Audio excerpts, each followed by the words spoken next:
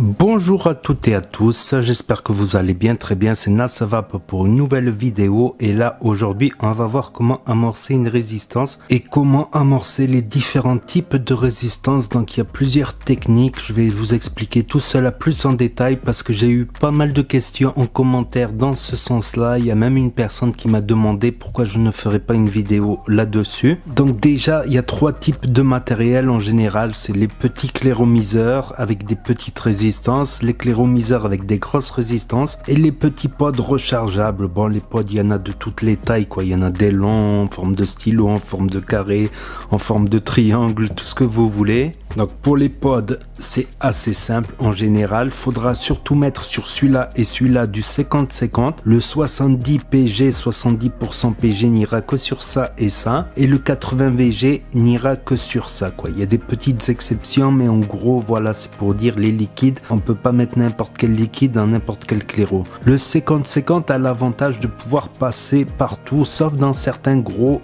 atomiseurs, mais ça les gros atomiseurs c'est fait plutôt pour des gens qui connaissent un peu mieux, mais c'est le même système pour le primer, l'imbiber ou l'amorcer. Donc là c'est assez simple, il suffit d'ouvrir ici comme ceci. Donc dans les pods cartouches remplissables il y a souvent des petits trucs comme ça, il suffit de prendre un liquide en 50-50, au moins vous prenez aucun risque, vous remplissez et ensuite vous refermez et vous laissez reposer comme ceci environ un quart d'heure, 10 minutes, 20 minutes. Si vous avez trouvé l'airflow, ce que vous pouvez faire pour accélérer, c'est boucher comme ça et aspirer par le trou.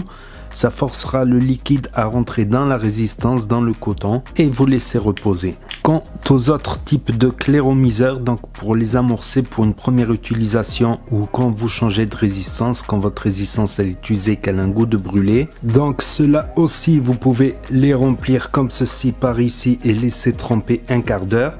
Pareil pour celui-ci, vous pouvez l'ouvrir, le remplir et le laisser tremper un quart d'heure environ, plus ou moins. Et fermer les airflows et aspirer pour pouvoir accélérer. Voilà, là il y a les airflows ouverts, là il y a fermé. Mais ce qu'on fait en général, c'est qu'on va dévisser pour un premier amorçage, une première utilisation ou pour changer la résistance.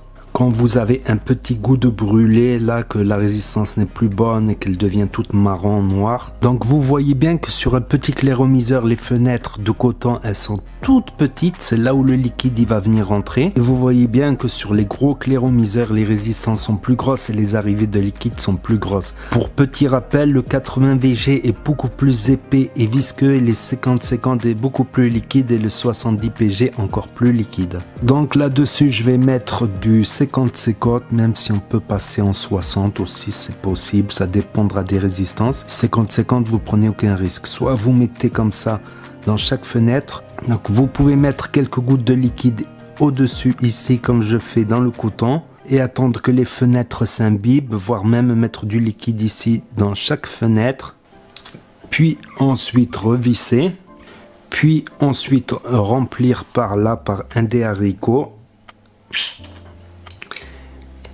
et refermer et laisser reposer que 5 minutes cette fois. Bon, si vous laissez reposer un quart d'heure, 20 minutes, ce n'est pas grave. Plus vous laissez reposer, vous perdez rien à laisser plus reposer. Et là, sur cette résistance plus grosse, on peut mettre du liquide ici tout le tour, là où il y a le coton. Pas au milieu, bien sûr, pas dans le trou au milieu, parce que sinon ça va sortir par les airflows. Donc vous mettez du liquide et vous attendez que cette fenêtre-là s'humidifie un peu en commençant par le haut et vous remettez plusieurs couches comme ceci tout le tour et vous attendez. Là on voit la fenêtre qui commence un peu à s'imbiber. On recommence, ça peut être long cette technique-là. Et on repasse encore un petit tour, on remet un peu de jus. Et là vous voyez la fenêtre qui commence à s'imbiber. Sinon pour l'accélérer, vous pouvez mettre directement comme ça dans chaque fenêtre. Pour accélérer grandement et ensuite vous refermez le tout et ensuite on peut procéder au remplissage ici. Il faut que le niveau de liquide dépasse la fenêtre et quand le niveau de liquide il arrive à la moitié de la fenêtre, il est temps de la recharger quoi, ne pas dépasser la moitié de cette fenêtre là. Donc là vous voyez j'ai bien rempli, je me suis mis un peu de jus comme ça, il y a une goutte qui a dépassé, c'est pas grave. Donc là aussi, vous pouvez laisser reposer 5-10 minutes, voire 20 minutes. Vous perdez rien à laisser reposer plus.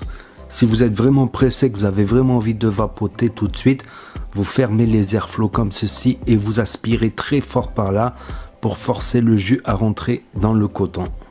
Donc voilà l'amorçage des résistances. Selon moi, il y a plusieurs techniques, chacun fait comme il veut. L'important, c'est que chaque technique, elle marche, même si on les cumule toutes. Donc moi, j'avais une phobie parce qu'au début, quand j'ai commencé, il y avait des résistances avec des toutes petites arrivées de liquide. C'était le GSR où là, fallait le laisser tremper 30 minutes, plus mettre des gouttes partout, fallait tout faire parce que je me tapais des gouttes de cramé et c'est très désagréable les gouttes de cramé pour l'anecdote. Donc depuis ce jour-là, j'ai toujours peur quand j'amorce une résistance. Je suis traumatisé par les dry heat. Donc j'utilise toutes les techniques, je fais tremper un peu plus pour éviter toute surprise quoi. Il y a aussi le fait de mettre des pouces bleus là juste en dessous ici, là vous mettez un pouce bleu et vous n'aurez pas de dry heat non plus quoi. Vous pouvez aussi vous abonner, cliquer sur la cloche et votre coton sera bien imbibé. Vous pouvez aussi partager, commenter et je vous dis à très bientôt les amis les potos pour de nouvelles vidéos, astuces et tutos. C'était Nasovap pour vous servir et vous savez très bien que si le courant passe, eh ben la cigarette trépasse et ça va peu bien.